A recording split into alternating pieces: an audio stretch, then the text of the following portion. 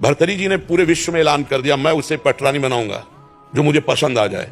तो एक पिंगला नाम की सुंदरी जिसके आगे सब सुंदरियां फेल थी, भर्तरी जी को उसने पसंद किया, भर्तरी जी ने उसे पसंद।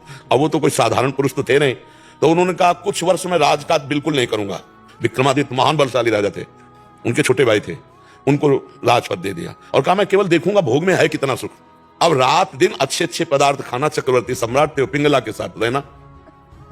पिंगला ने एक दिन खिड़की से झांक के देखा तो बलशाली अश्वों की सेवा कराने वाला अश्वपाल, रानी ने देखा और आकर्षित हो गई और हुक्म किया दासी को अश्वपाल से बोलो अमुक जगह मिले, और अश्वपाल से उसका शारीरिक संबंध हो गया।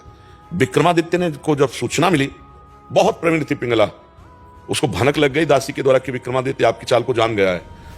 भर्तरी जी से उन्होंने कहा कि आप अपने भाई को क्या बहुत अच्छा समझते हो, मेरे ऊपर वो गंदी नजर रखता है, कपट छल करने वाले स्वभाव वाले होते उनका अलग। अब विक्रमादित्य ने कहा मैं भ्राताश्री से मिलना चाहता हूं और उसने पहले ही क्लियर कर दिया। तो विक्रमादित्य के पास क्रोधित होकर उनका, मैं कभी नहीं समझता था तो ऐसी दृष्टि, तो उनका भैया हम जो बात बताना चाहे मैं समझ रहा हूं कि तू यही तो कहना चाहता है ना पिंगला गलत है। तो उनका हाँ भाई गलत है हमारे पास। बोले तुम कितने सही, निकालो इसको। मंत्री से आदेश किया इसको देश निकाला दे दो। जो अश्वपाल था वो महाराज की नृत्यांगना थी दरबार में, उससे उसकी मित्रता थी। अब वहां एक नगर में ब्राह्मण गरीब था, उसने तपस्या की देवराज इंद्र को प्रसन्न करने के लिए। देवराज इंद्र प्रसन्न हुए और एक फल दे दिया, कहा इसको खाओगे तो अमर हो जाओगे और अंतर ध्यान हो गए। उसने कहा मैं गरीब आदमी धन चाहता था, अमर होके क्या करूंगा। वो गए महाराज की जय जयकार हो, महाराज मैंने तपस्या के द्वारा अमर फल प्राप्त किया है, मुझे धन दिया जाए। तो उन्होंने खजाने में कह दिया जितना मांगे धन दे दो। वो अमर फल लिया और विचार किया मैं अमर होके क्या करूंगा, अगर पिंगला अमर रहेगी तो पिंगला को दिया खा लो। पिंगला ने तुरंत विचार किया मैं अमर होके क्या करूंगा, अगर अश्वपाल जीवित रहेगा तो अश्वपाल को दे दिया। अश्वपाल ने सोचा मैं अमर होके क्या करूंगा, जो हमारी नृत्यांगना महाराज की है वो अमर हो जाए तो जब तक जीवित रहूंगा।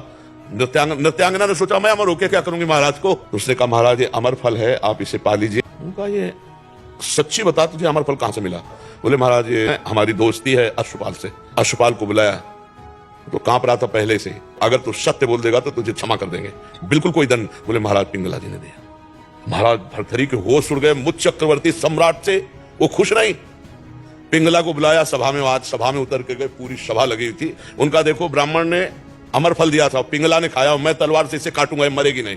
जे अरे महाराज ऐसी गलती हमसे हो गई कि हमने वो फल नहीं खाया, अश्वपाल को दे दी। तो मुकुट उतारा और कहा धिक्कार इस संसार के सुख को, मुझ सर्वांग सुंदर पुष्ट चक्रवर्ती सम्राट से ये तृप्त नहीं है और महारानी से वो अश्वपाल तृप्त नहीं है। अश्वपाल वैश्या से प्यार, ये शुद्र काम किसे। और महान बैरागी हुए जिनके सूत्रों को बैरागी जन पढ़ते हैं, भर्तरी शतक है उनका।